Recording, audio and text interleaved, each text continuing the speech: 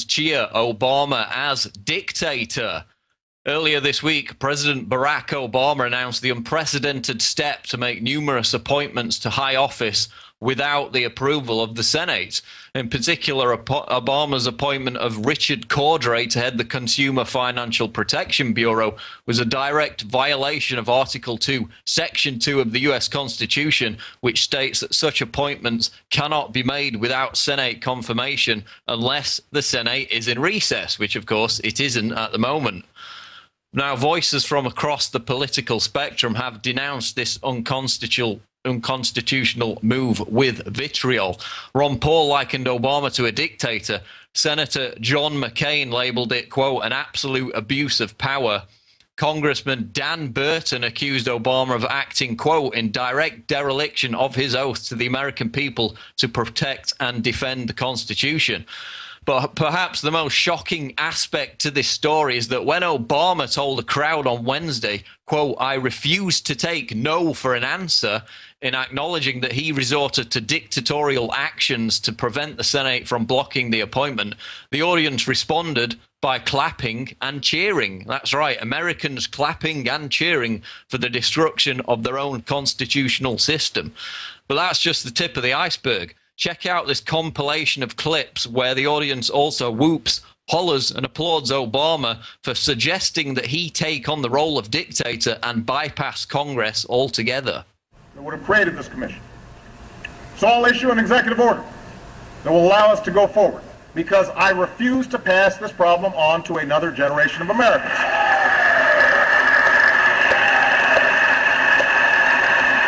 I know some here wish that I could just bypass Congress and change the law myself. I know there's some folks who wish I could just bypass Congress.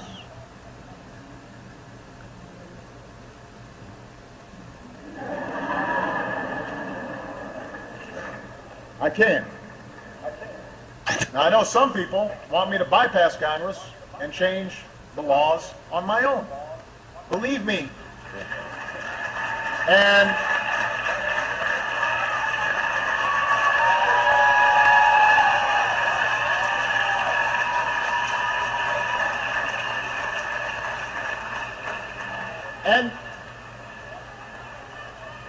believe me, right now dealing with Congress, the idea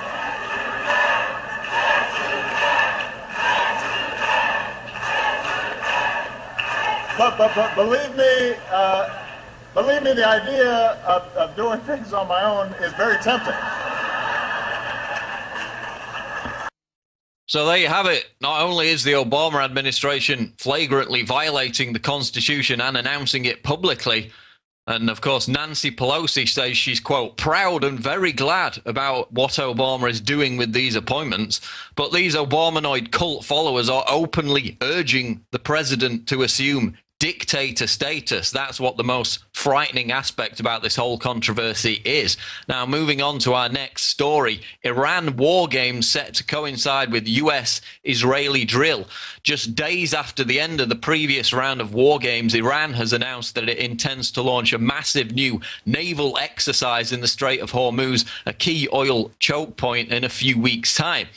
Quote, the newly announced Iranian drills, codenamed the Great Prophet, may coincide with major naval exercises that Israel and the United States are planning to hold in the Persian Gulf in the near future, reports RIA Novosti, the Russian news outlet. So we're going to have three countries all engaged in war games within this congested geographical area.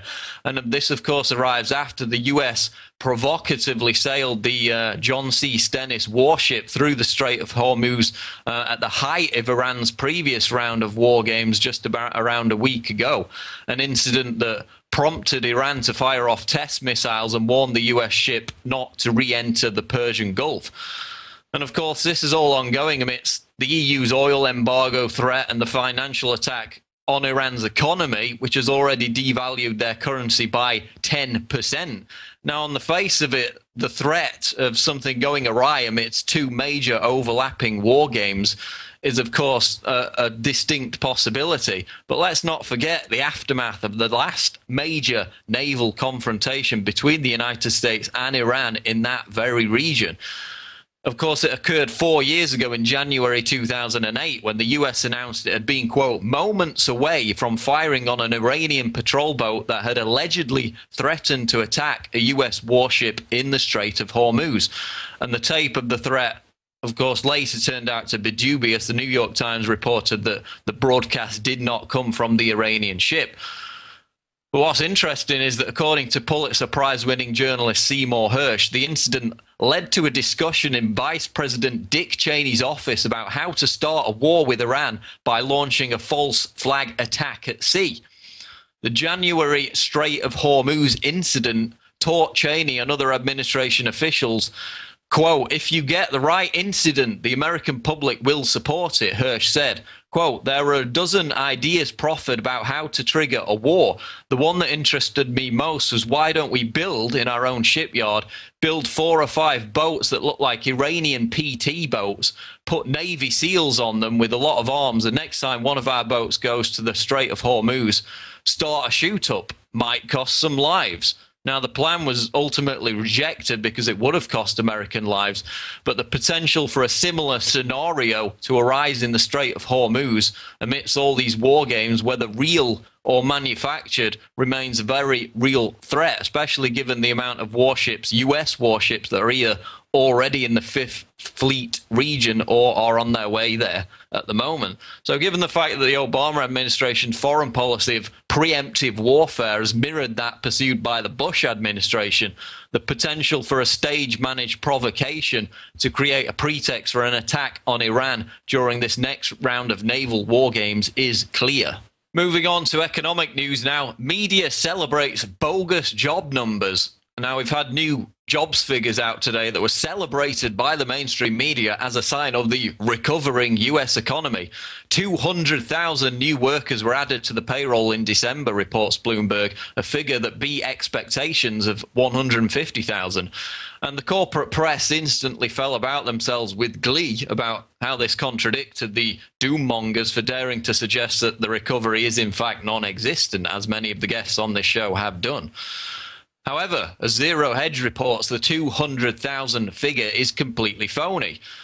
Quote, enamored with the 200,000 number? Don't be. The reason why the market was basically yawned at the BLS data is the fact that Morgan Stanley's David Greenlaw reports 42,000 of the 200,000 figure is basically a seasonal quirk, which will be given back next month, meaning that the true adjusted number is 158,000, essentially right on top of the expectation.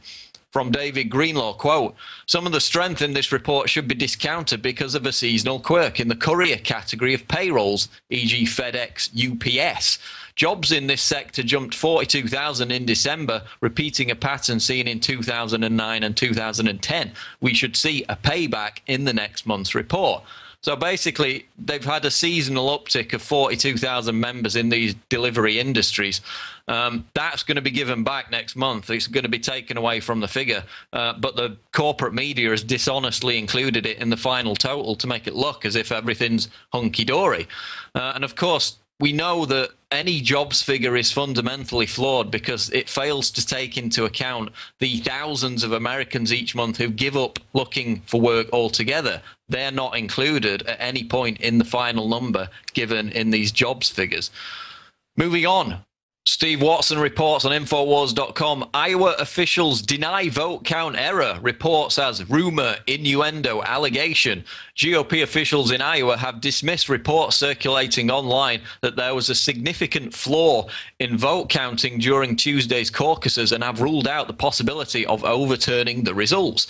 Quote, Iowa GOP officials have been in contact with Appanoose County Republican officials tonight and do not have any reason to believe the final certified results of Appanoose County will change the outcome of Tuesday's vote, wrote Iowa Republican Party Chairman Matt Straw in a statement Thursday night. Out of respect to the candidates involved, party officials will not respond to every rumor, innuendo, or allegation during the 2-week process, Straw added.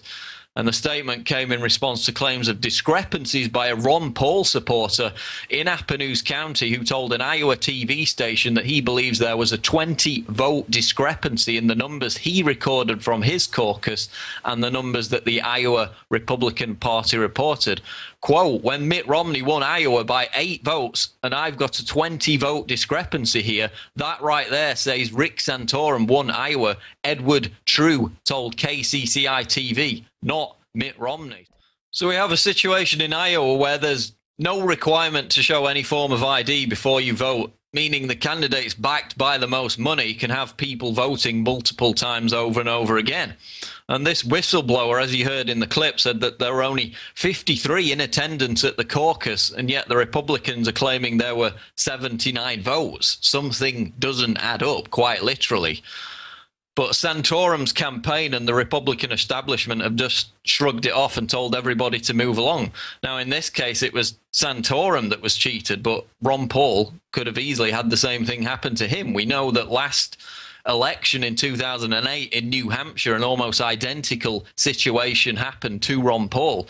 So as we move on to New Hampshire, which takes place next week, January 10th, with Ron Paul holding that strong second position, we need to watch this carefully to see if the phenomenon repeats itself, because we've learned from the past that Ron Paul has been cheated out of votes. So to have evidence of that happening and for the Republican establishment to just shrug it off and for Santorum to shrug it off, even though it's directly impacted him, he could have won the overall Iowa caucus. In fact, he lost by 8 votes. If these votes had have been counted properly, Santorum could have outright won. So massive evidence of election fraud, and we'll continue to track it as we move towards New Hampshire next week.